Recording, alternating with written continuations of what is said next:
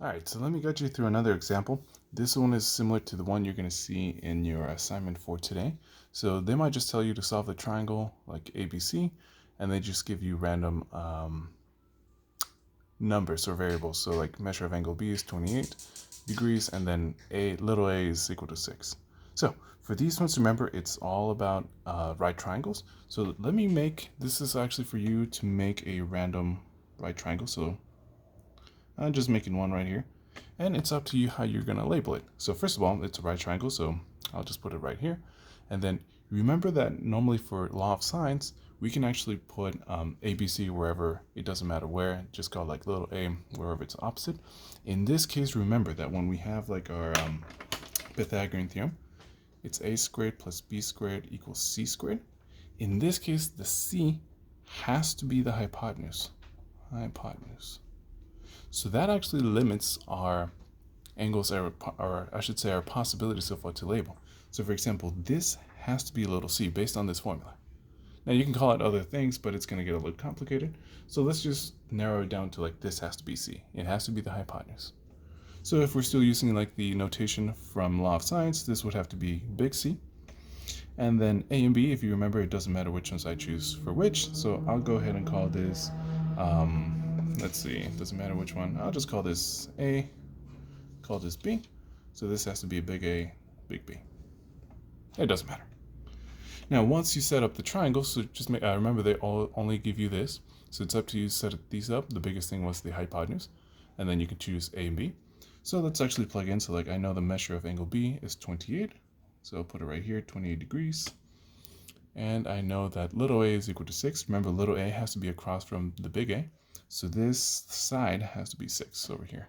So I'll put it over here. A is equal to 6.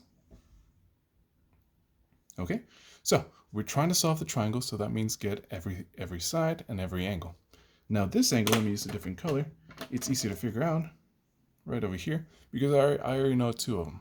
So let me start off by putting that here. So like step 1, angle A is equal to, and let me put it right over here. So I know the total has to be 180, and then I'm going to subtract the 90 that I already have and subtract the 28.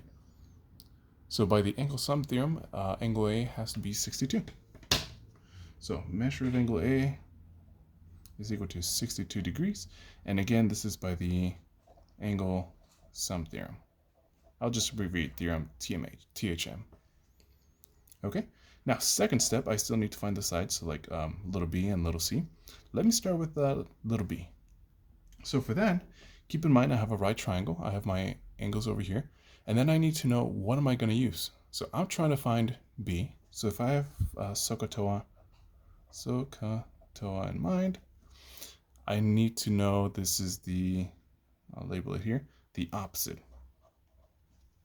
Okay, so that already eliminates some options. I can't use ka because I need the opposite. So or toa, and then the only thing I have left is in this case, my adjacent side. So I have to use toa.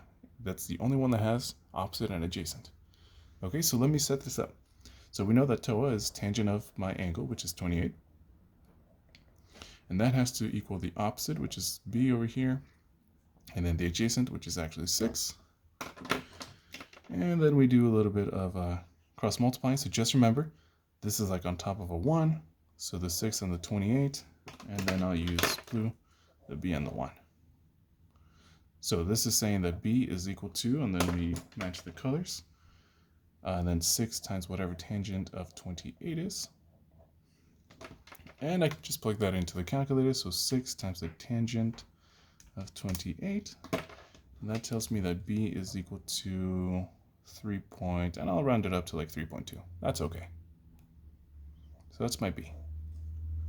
Now, we're not done. That was only for one side. This, check. I still need to find c. So I'll put it down here. Actually, I'll move it over here so you guys can still see the triangle.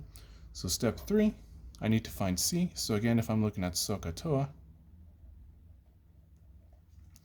I'm trying to find the hypotenuse, so I can't use toa. And then, even though we already know what b is, I highly recommend using the side that you started with, because if you messed up on this side, you're going to mess up on this one. But if they give you this side, you know for sure, at least you have a chance of getting this one correct. So I'm going to be using ka. So that means I have cosine of 28. And then it's ka, so it's adjacent. So my adjacent is 6 over my hypotenuse, which is c. And again, we do cross multiplying. So over here, put that over 1, 6 and the 1. So in this case, I have 6 times 1 is equal to, and let me match these. So this time is c times cosine of 28. And don't forget, I'm trying to get c by itself, so I have to divide by cosine of 28. Divide by cosine of 28. So then my c is equal to, then I can put this into the calculator.